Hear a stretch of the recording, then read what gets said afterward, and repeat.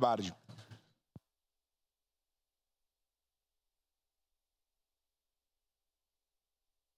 Presidente, meus cumprimentos ao senhor novamente e aos demais vereadores.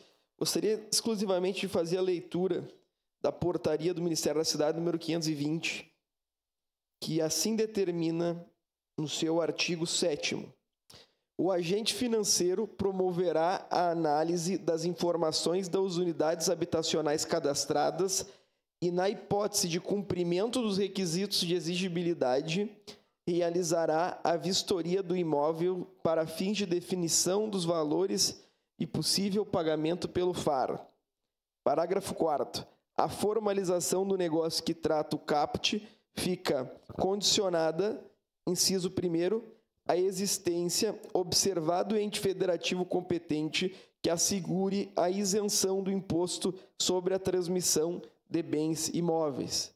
Então, o município cumpre, através desse encaminhamento, uma exigência legal para que haja liberação da verba, senão não há possibilidade de realização de vistoria no imóvel e a família não vai ser beneficiada. Então, obviamente, nossa bancada vota de forma favorável, porque é uma adequação a um regulamento federal que exige essa lei municipal para que o município e, obviamente, o cidadão e a cidadã que será beneficiado com isso consiga receber a vistoria.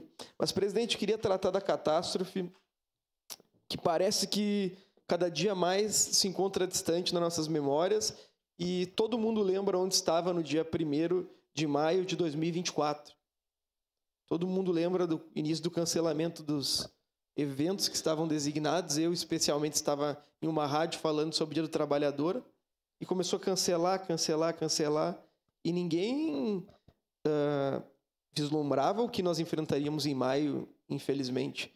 É algo sem precedentes e que tomara que ninguém mais precise viver o que nós vivemos. Mas, infelizmente, nós temos algumas previsões climáticas que determinam que o Rio Grande do Sul é um novo epicentro de chuva e as zonas de bloqueio atmosférico nos condicionam a isso. E os investimentos feitos no último período, infelizmente, são insuficientes para que nós possamos evitar, no futuro vindouro, uma nova tragédia. E refiro aos investimentos dos entes públicos, em especial ao governo do estado do Rio Grande do Sul. O governo federal promoveu a liberação de 111 bilhões e 600 milhões de reais para que houvesse investimento público. E se a gente for fazer uma análise desse investimento público, uma parcela foi diretamente destinada à reconstrução das estradas e das pontes. E fizemos com exemplo a ponte, por exemplo, do Rio Caí, que anteriormente nós tínhamos uma previsão de 4 ou 5 anos. Só que, de outro lado, o governo do estado liberou 16 vezes menos verba para a reconstrução do estado do Rio Grande do Sul. E aqui me soma a fala de outros vereadores no último período, porque é uma somativa de alguns valores que não foram efetivamente destinados à reconstrução da catástrofe, mas foram destinados a algumas políticas que se transformaram exclusivamente em políticas de governo. A exemplo, vereador Caleb, da compra de um avião pelo governador do estado.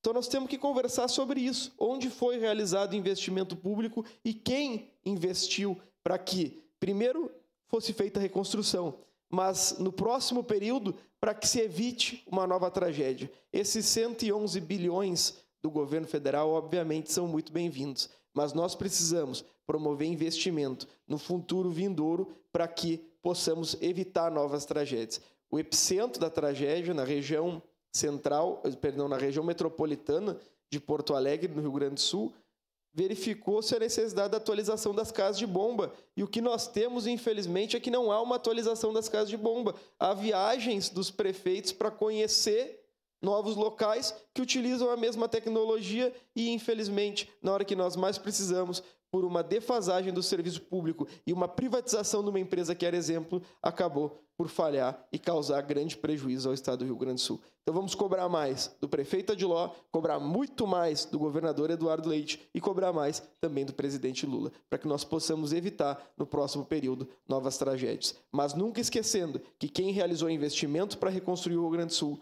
foi o governo federal. Muito obrigado, presidente. Obrigado, vereador Cláudio Libardi. Encerrada a discussão, em votação.